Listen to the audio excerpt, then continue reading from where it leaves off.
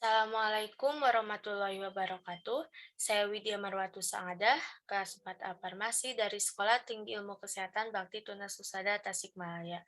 Di sini saya akan menjelaskan tentang analisis pewarna makanan. Pewarna makanan merupakan kelompok bahan tambahan makanan yang paling menarik karena seringkali warna suatu produk makanan atau minuman menentukan ketertarikan konsumen.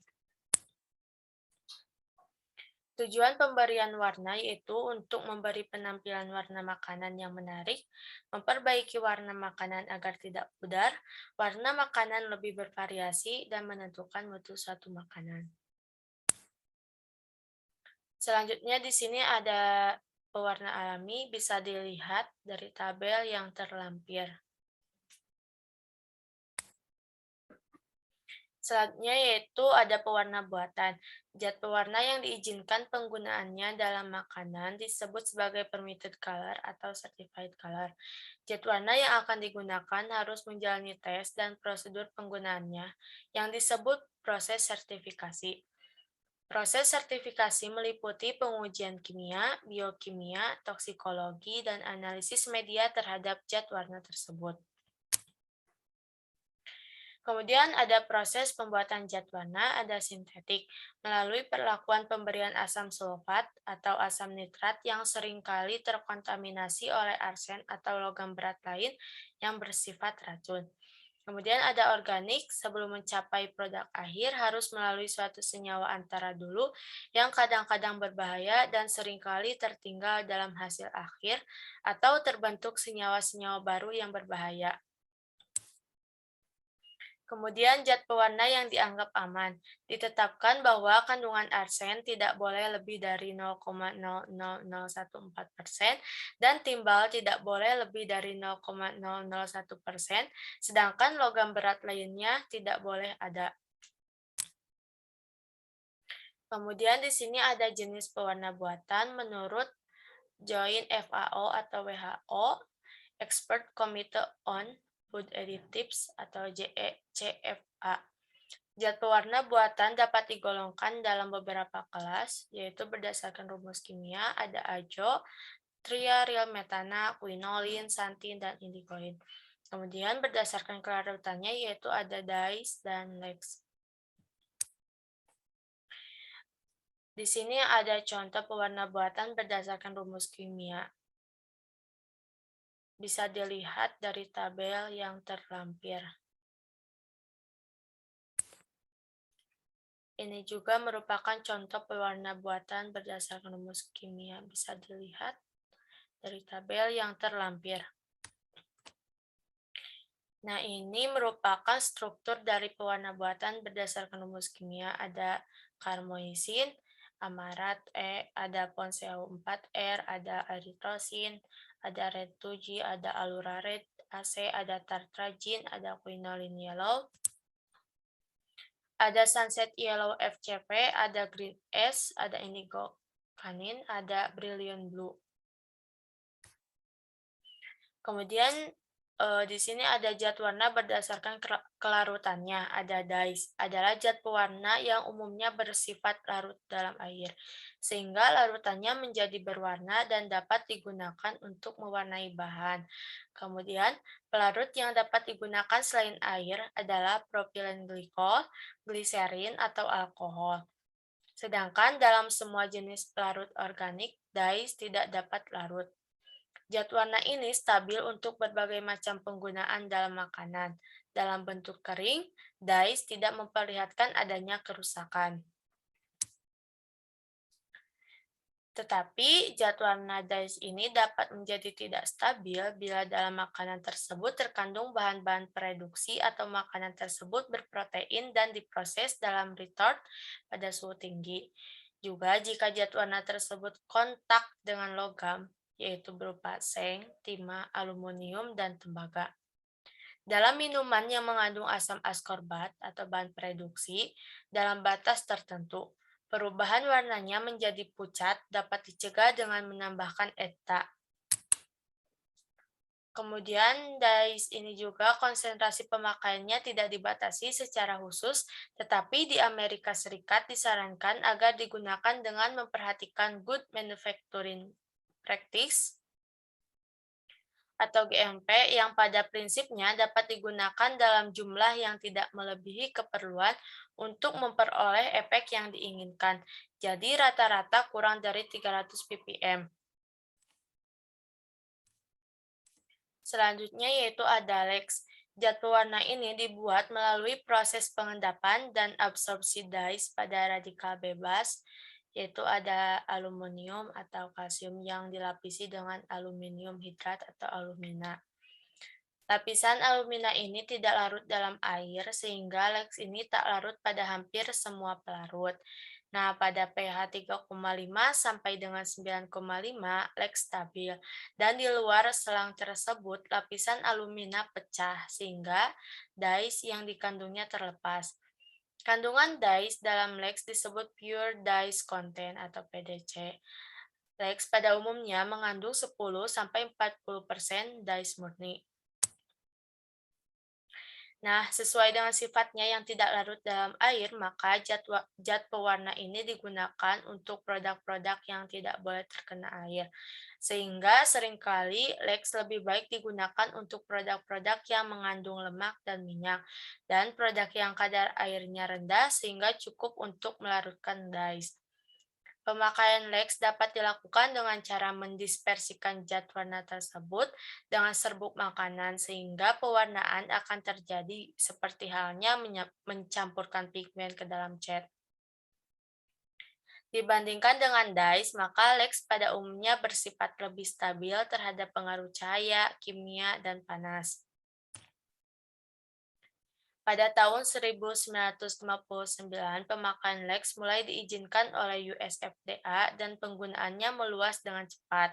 Akan tetapi, sampai saat ini FDA belum menetapkan peraturan mengenai pemakaian Lex untuk makanan, sehingga semua pewarna Lex masih termasuk dalam daftar provisional, yaitu yang belum disetujui untuk dimasukkan ke dalam daftar permanen pewarna untuk makanan.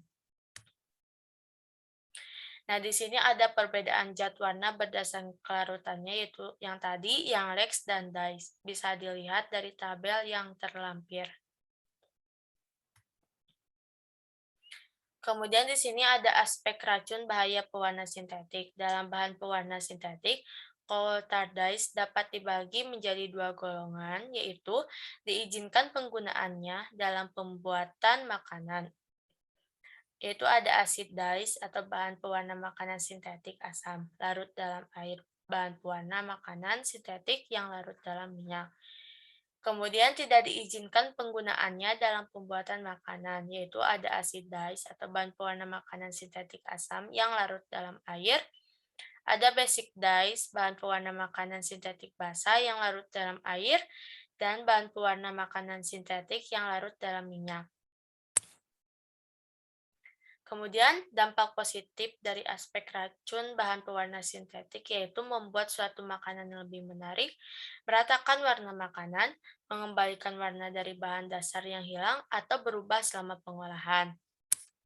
Kemudian, dampak negatifnya yaitu bahan pewarna sintetik ini dimakan dalam jumlah kecil namun berulang, bahan pewarna sintetik dimakan dalam jangka waktu lama. Kelompok masyarakat luas dengan daya tahan yang berbeda-beda yaitu tergantung umur, jenis kelamin, berat badan, mutu makanan sehari-hari, dan keadaan fisik. Berbagai lapisan masyarakat yang mungkin menggunakan bahan pewarna sintetik yang berlebihan. Penyimpanan bahan pewarna sintetik oleh pedagang bahan kimia yang tidak memenuhi persyaratan. Di sini ada metode analisis pewarna makanan. Yang pertama ada metode spektrofotometri. Untuk contoh pewarnanya yaitu untuk karmoisin dan ponseu 4R. Telah digunakan oleh Haji Mahmudi dan kawan-kawan pada tahun 2008, merupakan spesies dengan tingkat tumpang tindih yang tinggi. Menggunakan metode penambahan standar H titik atau H point standard addition method atau HPSAM. HPSAM merupakan modifikasi dari metode standar adisi yang memungkinkan transformasi kesalahan random yang berasal dari adanya pengganggu langsung dalam penentuan suatu analit ke dalam suatu kesalahan sistematik atau bias yang dapat dievaluasi secara bebas. Kemudian, absorbansi pada dua pasangan panjang gelombang yakni 460 dan 549 nanometer atau 490 dan 541 nanometer disiapkan dari larutan induk masing-masing pewarna dalam labu takar 25 ml dan dimonitor selama penambahan larutan-larutan standar karmoisin dan ponseu 4R sebanyak 100 mikrogram per mililiter. Nah, spektra karmoisin menunjukkan absorbansi maksimal di 515 nanometer, sementara ponsel 4R menunjukkan spektrum maksimal di 508 nanometer. Untuk memverifikasi kepatuhan menggunakan hukum Lambert-Beer. Selanjutnya yaitu ada metode kromatografi cair kinerja tinggi atau KCKT.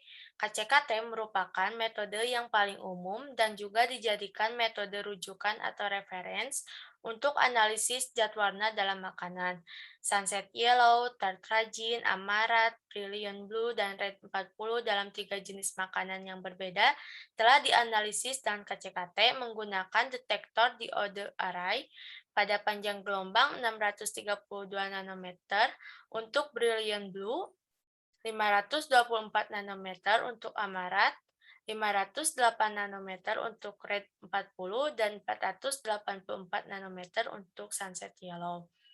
Kolom yang digunakan adalah ODS Jorbox dan ukuran 250 kali 4,6 mm. Nah, ini menurut Alpes dan kawan-kawan pada tahun 2008. Kemudian ada metode kromatografi lapis tipis atau KLT dengan menggunakan pewarna mustar dan produk terkait. Nah, penyiapan sampelnya yaitu sampel ditambah dengan NH3, selanjutnya zat warna diekstraksi dengan petroleum ringan dan dibersihkan dengan melewatkan ekstrak melalui kolom poliamida.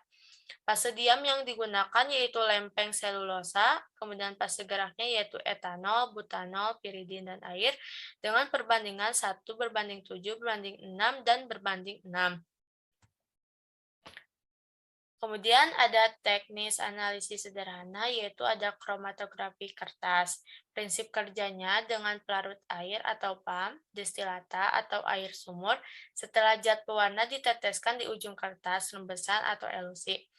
Air dari bawah akan mampu menyeret zat-zat pewarna yang larut dalam air atau zat pewarna makanan, lebih jauh dibandingkan dengan zat pewarna tekstil.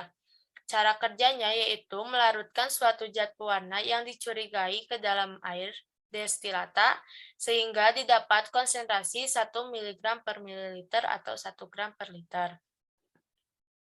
Kemudian, larutan tersebut diteteskan atau spot pada kurang lebih 2 cm dari ujung kertas saring yang berukuran 20 kali 20 cm. Selanjutnya, kertas saring tersebut dimasukkan ke dalam gelas yang telah diisi air secukupnya, diletakkan 1 sampai 1,5 cm dari dasar gelas. Air akan terhisap secara kapiler atau merembes ke atas dan air dibiarkan merembes sampai 3/4 tinggi gelas. Kertas saring diangkat dan dikeringkan di udara. Setelah kering, kertas dilipat lagi 2 dan dilipat lagi menjadi 3. Sehingga terdapat 8 bagian antara spot asli dan batas pelarut. Seluruh analisis ini dapat selesai kurang dari 1,5 jam. Hasilnya, zat pewarna tekstil praktis tidak bergerak pada tempatnya. Nah, keunggulannya dari teknis analisis sederhana ini yaitu cara ini praktis untuk mengecek atau mengidentifikasi zat warna dalam kemasan yang akan digunakan untuk mengolah makanan secara spesifik. Bila akan menganalisis zat warna yang terdapat dalam makanan, harus diekstraksi dulu sehingga mendapatkan larutan dengan konsentrasi 1 gram per liter zat pewarna. Keunggulan lain dari metode sederhana ini adalah tidak diperlukannya standar pembanding, atau kecuali ini mendeteksi zat warna lain. Sekian penjelasan dari saya tentang analisis pewarna makanan. Mohon maaf apabila ada kesalahan.